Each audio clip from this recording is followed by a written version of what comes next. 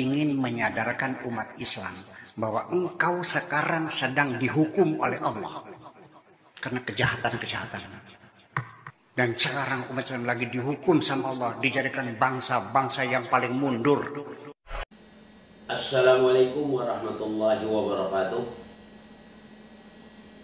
Alhamdulillahilladzi anzala ala abdil kitaba wa lam yaj'al lahu iwaja. Asyhadu an la ilaha illallah wahdahu la syarikalah wa asyhadu anna Muhammadan abduhu wa rasuluh. Allahumma shalli ala Muhammad wa ali Muhammad. Allahumma shalli ala Muhammad wa ali Muhammad. Qala Allah ta'ala fil Qur'anil Karim, a'udzu billahi minasyaitonir rajim. Bismillahirrahmanirrahim. Wala nafluwannakum min syai'in minal khawf wal ju' wal naqsin minal amwali wal anfusi was samarat wa basyiris sabirin. Sadaqallahul adzim. Pertama-tama dan terutama marilah kita bersyukur kepada Allah Subhanahu wa taala yang mana telah memberikan kesempatan kesehatan kepada kita semua. Semoga kita mendapat rahmat dari Allah Subhanahu wa taala. Amin amin ya rabbal alamin. Dan sebagaimana biasa pertanyaan datang dari Pak Abdul Rahman. Ya Ustaz, menurut dari Buya Sakup, umat Islam sekarang ini sedang dihukum oleh Allah Subhanahu wa taala sehingga umat Islam ini mundur. Bagaimana menurut pandang Ustaz tentang pendapat dari Buya Sakup? Assalamualaikum warahmatullahi wabarakatuh. Kalau kita lihat Buya Sakur ini dia belum memahami tentang itu. Kita kan sudah saya bilang dulu, dia belum memahami tentang apa itu makna Islam. Dia belum tahu seriusnya. Yang kedua, apa itu namanya hukum? Tak tahu dia hukum. Apa namanya hukum? Apa bedanya hukum? Atau ada namanya azab? Ada lagi yang nama cobaan. Nah ini beliau belum memahami tentang ini. Kita harus paham juga ya. Memang umat Islam pada masa sini, kalau menurut dari apa yang dikatakan oleh Allah dalam surah apa itu? Dalam surah Al-Baqarah itu jelas. Apa kata Allah? Dan sesungguhnya kami berikan cobaan kepadamu dengan sedikit ketakutan, kelaparan, kekurangan harta, jiwa dan buah-buahan. Dan berilah kabar gembira kepada orang yang sabar. Jadi umat Islam itu sedang dicoba oleh Allah, sedang diuji, sedang dites oleh Allah tentang keimanannya. Bukan sedang dihukum atau bukan sedang diazab oleh Allah. Beda loh antara azab atau hukum dengan cobaan. Cobaan itu artinya diuji. Betul lah ini. Jadi umat Islam itu diuji keimanannya oleh Allah Subhanahu wa taala. Begitu maksudnya ya. Sekali lagi saya katakan pada Buya Sakur ya, masalah Islamnya dia belum paham. Islam kan sudah berkali-kali saya sampaikan, dari asal kata dari aslama, yuslimu, islaman, orang yang menyerah diri, muslim namanya. Orang yang berserah diri, tak ada daya upayanya, hanya kepada Allah saja diserahkan dia, ya. Jadi itulah orang Islam. Masa kalau orang Islam dihukum oleh Allah, tapi orang Islam ini sedang diuji oleh Allah Subhanahu wa taala.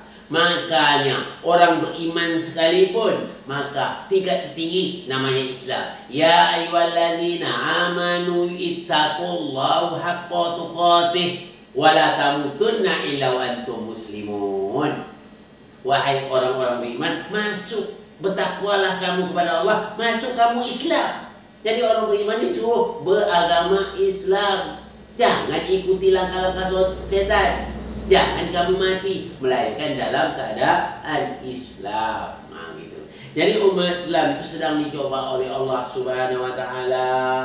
Dia adakan kekurangan harta, dicoba ya. Sedikit ada rasa kegelaparan, kekurangan jiwa dan buah-buahan. Berilah kabar gembira bagi orang yang sabar. Nah, makanya kita harus bersabar. Jadi orang Islam itu harus jadi orang yang sabar dengan semua keputusan Allah. Nah, jadi sedang diuji umat Islam. Nah itu ya.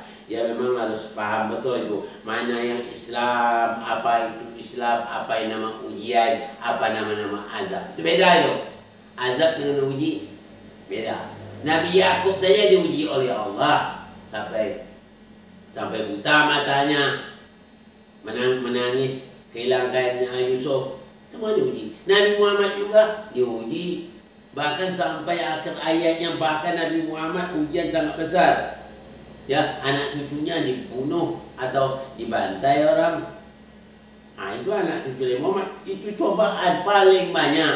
Jadi untuk menjadi orang beriman, untuk jadi orang Islam itu memang dicoba. Jadi kenapa katanya umat Islam mundur? Itu perasaan dia. Memang Allah katakan orang-orang yang Islam itu yang diberikan ilmu pengetahuan tentang Quran. Itu ilmu Quran itu melebihi dari ilmu yang ada di dunia ini. Jangan sekali-kali, kata Allah, kamu mengatakan orang yang ahli, yang dipahamkan Allah masalah din ini, masalah Islam itu, dinul Islam itu melebihi dari ilmu yang ada. Jangan kamu menganggap ilmu lain itu melebihi lagi. Ilmu yang diberi Allah kepada orang Islam itu tak sama, kata Allah. Kalau kamu menganggap sama, berarti kamu menganggap yang besar itu kecil, dan yang kecil kamu anggap besar. Nah, itu ya. Nanti untuk ini, untuk jawabnya ya, karena dia belum paham apa Abu Yasakor masalah itu. Dan sesungguhnya kami berikan cobaan kepadamu dengan sedikit ketakutan, kelaparan, kekurangan harta. Di umat Islam ada kekurangan harta sedikit, nah, itu dianggapnya mundur karena dia tak tahu, ya, karena dia masih berpikir seperti Korun. Nah, itu dia. Memang zaman sekarang banyak mazhab Korun. Korun itu pernah dulu mengatakan, kenapa saya jadi kaya ini? Kenapa saya? Karena saya memiliki ilmu, karena kecerdasan otak saya, intelijensi saya hebat, maka saya kaya. Mereka itu miskin apa? Katanya. Bukan apa?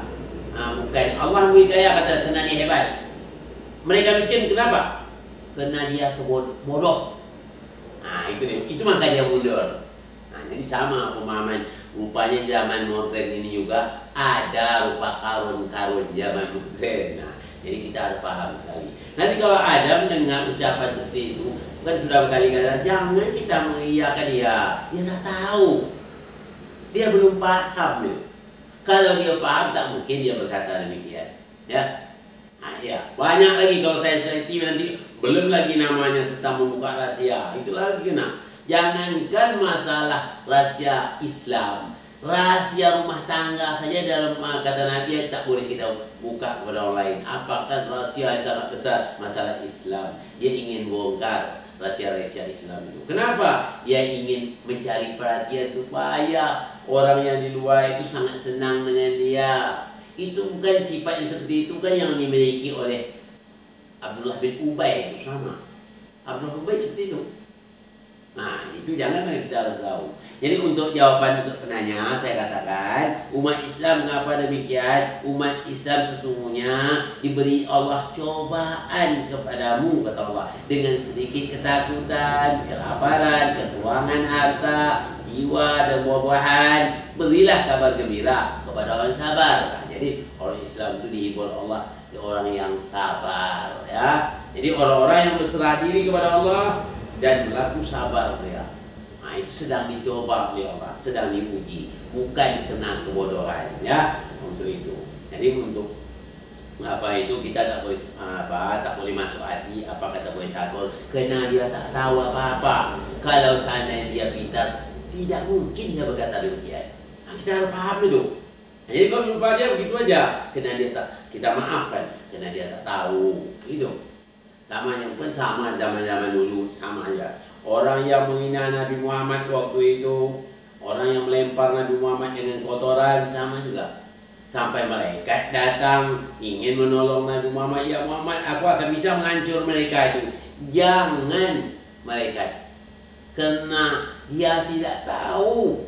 Kalau dia tahu, tak mungkin dia membuat aku demikian. Karena dia tak tahu, tak kenal dengan aku. Nah, begitulah maksudnya. Jadi sama saja. Oleh sebab itu, kita kalau seperti ada seperti ceramah-ceramah yang model itu dibuatnya, kita hanya sekedar angin berlalu aja lah. kita bawa angin berlalu kena orang-orang yang tidak paham. Yang mendengar juga orang tak paham juga, tidak punya filter ya. Itu kata orang mencawan, katanya. Yang mendengar mencawan pula, tak jadi. Ya, itulah kata orang-orang orang Yunani, verbalisme itu. Dia menyebut-nyebut aja. Ya, sebut ini, orang tak tahu, mencawan saja namanya. Tahu mencawan? Mencawan itu menerima aja, tak tahu hebat, hanya menerima itu saja. Itu nama mencawan. Oleh sebab itu, jangan kita mencawan. Ya, tak boleh. Yang baginya kita punya filter. Dengan apa filternya? Al-Quran. Ini penanya, mudah-mudahan penanya bisa bisa paham apa yang saya sampaikan. Mudah-mudahan pada kesempatan lain juga akan saya lanjutkan dengan menjawab pertanyaan dari Pak Herman. Mudah-mudahan Pak Herman, pertanyaan sementara ini saya pending dulu. InsyaAllah minggu depan saya jawab lagi Pak Herman ya. InsyaAllah saya akan jawab juga. Ini saja yang dapat saya sampaikan pada kesempatan ini. Mohon maaf dari segala kekurangan. Wabillahi taufiq wal hidayah. Assalamualaikum warahmatullahi wabarakatuh.